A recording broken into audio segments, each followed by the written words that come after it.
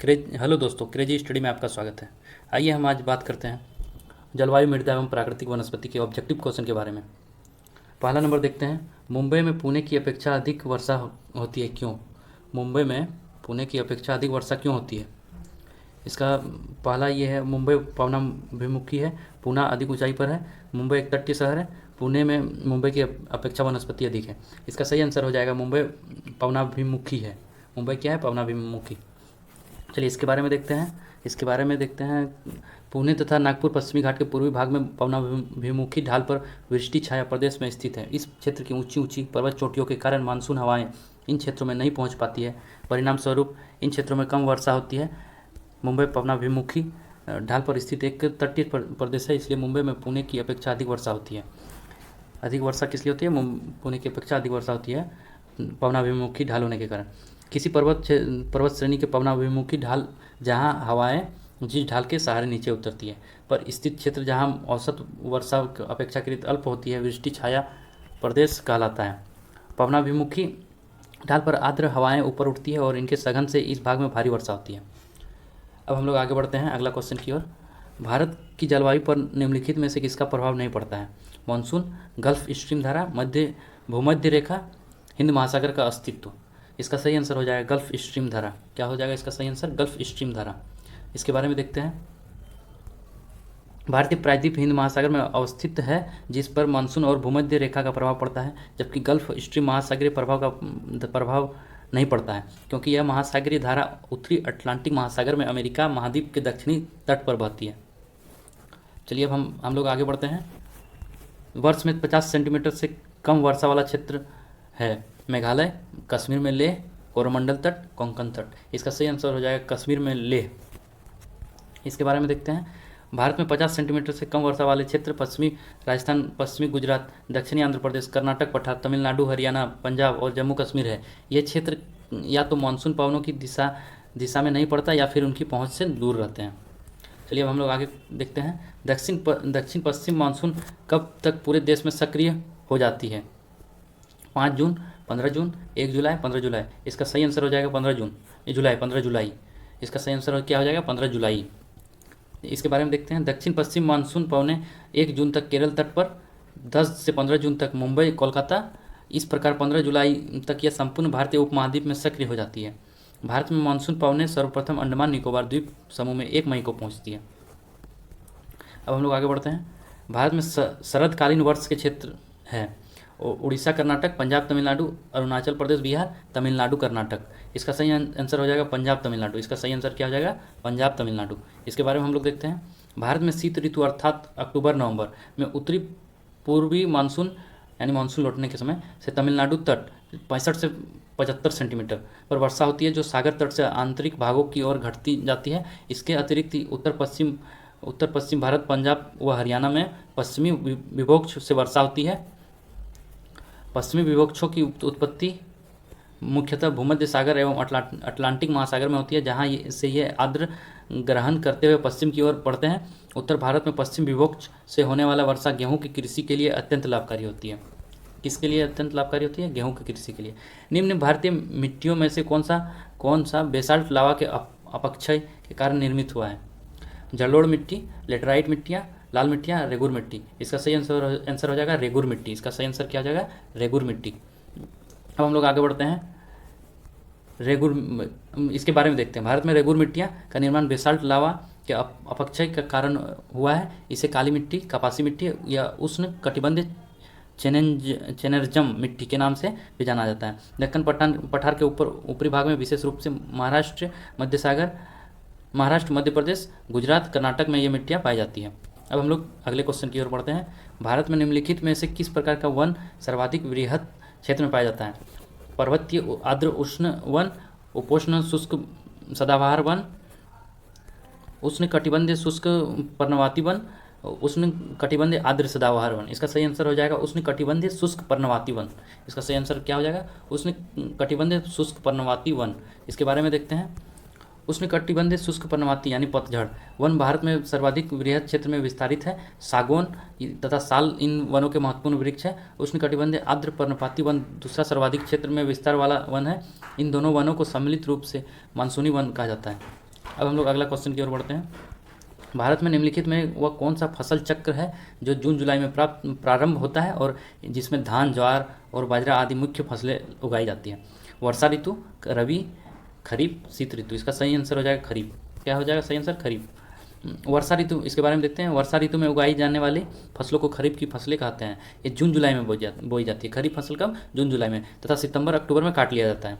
इसके अंतर्गत चावल, ज्वार, बाजरा, रागी, मक्का, जूट, मूंगफली, कपास, पटसन, तंबाकू, मूंग, उड़द, लोबिया आदि फसलें शामिल है। अब हम लोग अगले क्वेश्चन की ओर बढ़ते हैं। भारत की लेटराइट मिट्टियों के बारे में निम्नलिखित में से कौन सा कथन सत्य है? वे साधारण लाल रंग की होती है, वे नाइट्रोजन और पोटास से समृद्ध होती है। इन मिट्टियों से टेपियोका और काजू की अच्छी उत्पत्ति होती है। डी में ए और सी दोनों। इसका सही आंसर हो जाएगा इन मिट्टियों में टेपियोका और काजू की अच्छी उपज होती है। अब इसके बारे में देखते हैं। लेटराइट मिट्टी लो ऑक्साइड की उपस्थिति के कारण लाल रंग की होती है। यह मिट्टी लो एवं एल्यूमिनियम से समृद्ध होती है, जबकि इनमें नाइट्रोजन, पोटास, चूना तथा जैविक पदार्थों की कमी होती है। इन मिट्टी काजू और कसावा यानी टेपिको आदि फसलों के उत्पादन के लिए अच्छी मानी जाती है। भारत में यह मिट्टी केरल, कर्नाटक, तमिलनाडु, आंध्र प्रदेश, ओडिशा, मध्य प्रदेश, असम के पहाड़ी क्षेत्रों एवं मेघालय में पाई जाती है। अब हम लोग अगले क्वेश्चन की ओर बढ़ते हैं। निम्नलिखित में से किस अवधि के दौरान बंगाल की खाड़ी में बार बार उष्णकटिबंध चक्रवात आते हैं? अक्टूबर नवंबर, मई जून, जनवरी फरवरी, मार्च अप्रैल। इसका सही आंसर हो जाएगा अक्टूबर नवंबर।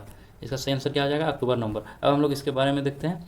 उष्णकटिबंधीय चक्रवात कर्क रेखा एवं मकर रेखा के बीच उत्पन्न होने वाली चक्रवात जो भारत में प्रायः लौटते हुए मानसून से अक्टूबर नवंबर महीनों के दौरान बंगाल की खाड़ी में उत्पन्न होते हैं। इस चक्रवात से ओडिशा, आंध्र प्रदेश, तमिलनाडु आदि राज्य प्रभावित होते हैं। अब हम लोग अगला क्वेश्चन की ओर देखते हैं। जहाँ तक कृषि मंत्रालय के सरकारी वर्गीकरण का संबंध है, भारत में कितने सूक्ष्म कृषि जलवायु क्षेत्र है? 123, 126, 127, 122। इसका सही आंसर हो जाएगा 127। क्या हो जाएगा इसका सही आंसर? 127। कृषि मौसम विभाग के अनुसार भारत में कुल 127 सूक्ष्म कृषि जलवायु क्षेत्र हैं, जबकि मुख्य 15 वृहद कृषि जलवायु क्षेत्र प्रदेश है। इसका मुख्य आधार प्रदेश विशेष की भौतिक दशाओं के साथ साथ वहाँ अपनाई जा रही कृषि विधियाँ हैं। अब हम लोग अगला क्वेश्चन की ओर देखते हैं। भारत में कौन सी मिट्टी चाय बागानों के लिए उपयुक्त है? अम्लीय, क्षारीय, जलोढ़, रेगूर। इसका सही आंसर हो जाएगा अम्लीय। चाय बागानों के लिए अम्लीय मिट्टी उपयुक्त है। इसके बारे में देखते हैं। चाय एक उष्ण कटिबंधीय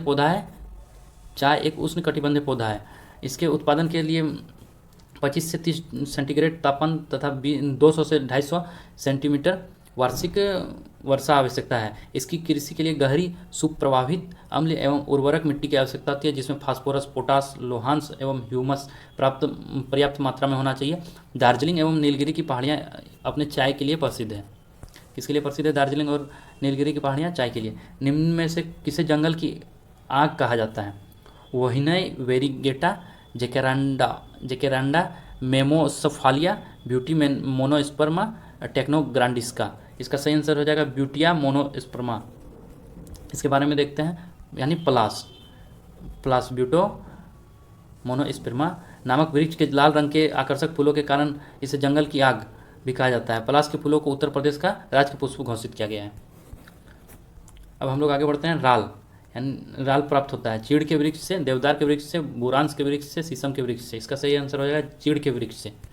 इसके बारे में देखते हैं। राल गोंद के समान हाइड्रोकार्बन युक्त द्रव है जो वृक्षों की छाल एवं लकड़ी से प्राप्त होता है। अन्य वृक्षों की तुलना में चीड़ जैसे कोनधारी वृक्षों से राल अधिक मात्रा में उत्पन्न होती है। इसका प्रयोग गोंद, लकड़ी की रोगन, तारपीन का तेल, सुगंध और अगरबत्ती बनाने में किया जाता है। अब हम लोग आगे देखते हैं। भारत का सबसे शुष्क भाग? जैसलमेर, लद्दाख, कच्छ, जबलपुर। इसका सही आंसर हो जाएगा जैसलमेर। जैसलमेर कहाँ है? राजस्थान में। अब इसके बारे में हम लोग देखते हैं। भारत में पश्चिमी राजस्थान का जैसलमेर सबसे शुष्क क्षेत्र है, जहाँ 10 सेंटीमीटर से भी कम वर्षा होती है। अरावली पर्वतमाला के पश्चिम में स्थित यह क्षेत्र वृष्टि छाया क्षेत्र में पड़ता है, जहाँ मानसूनी पवनें नहीं पहुँच पाती है। अब हम लोग आगे क्वेश्चन की ओर। तटीय क्षेत्रों के निकट डैश के कारण रात के समय भूमि का तापमान कम होता है। स्थल समीर, समुद्र समीर, तटों पर कम आबादी, स्थल समीर तथा समुद्री समीर दोनों। इसका सही आंसर हो जाएगा स्थल समीर। समीर मतलब हवा। अब इसके बारे में देखते हैं। स्थलीय समीर रात में उत्पन्न होती है। रात में जल की अपेक्षा स्थल शीघ्र ठंडा हो जाता है, अतः समुद्र पर निम्न दाब तथा धरातल पर उच्च दाब बन जाता है, जिसके फलस्वरूप हवाएं स्थल से समुद्र की ओर चलने लगती है। इसलिए तटीय क्षेत्रों के निकट स्थलीय समीर के कारण तापमान कम हो जाता है। अब हम लोग आगे क्वेश्चन की ओर बढ़ते हैं। भारत में किस राज्य में सर्वाधिक वर्षा होती है? मेघालय, राजस्थान, उत्तराखंड, केरल। इसका सही आंसर हो जाएगा मेघालय। इसके बारे में देख लेते हैं। भारत में सर्वाधिक वर्षा पूर्वोत्तर में स्थित मेघालय राज्य के मानसरोवर नामक स्थान पर होती है। यह मेघालय के पूर्वी खासी जिले में स्थित है। यह औसत वार्षिक वर्षा 11,872 मिलीमीटर है। अब अगला क्वेश्चन की ओर। पौधों को सबसे अधिक जल किस मिट्टी से प्राप्त होता है? चिकनी मिट्टी, पांसु मिट्टी, बलुई मिट्टी, लोयम मिट्टी। इसका सही आंसर हो जाएगा चिकनी मिट्टी। अब इसके बारे में देख लेते हैं।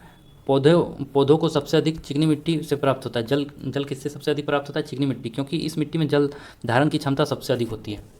अब अगले क्वेश्चन की ओर। देश की निम्नलिखित मिट्टियों में से किसे स्वतः जुताई की मिट्टी कहा जाता है? जलोढ़ मिट्टी, लेटराइट मिट्टी, मरुस्थल मिट्टी, कपास की काली मिट्टी। इसका सही आंसर हो जाएगा कपास की काली मिट्टी। क्या सही आंसर हो जाएगा? कपास की काली मिट्टी। अब इसके बारे में हम लोग देख लेते हैं। काली मिट्टी में तीव्र जल धारण क्षमता पाई जाती है। यह भीगने और ठोस एवं चिपचिपी तथा सूखने पर दरार युक्त हो जाती है। इसे जुताई की आवश्यकता नहीं रह जाती है। इसलिए काली मिट्टी को स्वतः कृषीय मिट्टी यानी स्वतः जुताई वाली मिट्टी कहा जाता है। अब अगले क्वेश्चन की ओर हम लोग बढ़ते हैं। निम्नलिखित में से कौन सा उष्णकटिबंधीय सदाबहार वनों के संदर्भ में सत्य है? ये वन शीत और शुष्क प्रदेशों में पाए जाते हैं। इन वन क्षेत्रों में वार्षिक वर्षा 20 सेंटीमीटर से अधिक होती है। ये वन विरल होते हैं, उपयुक्त में से कोई नहीं। इसका सही आंसर हो जाएगा इन वन क्षेत्रों में वार्षिक 200 सेंटीमीटर से अधिक होती है वर्षा।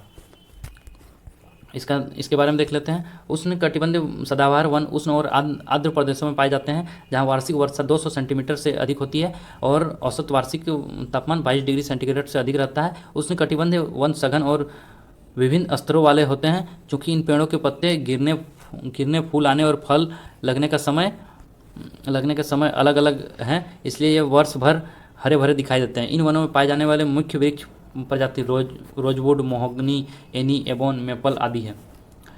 पसंद आए तो लाइक करें, सब्सक्राइब करें। Thank you.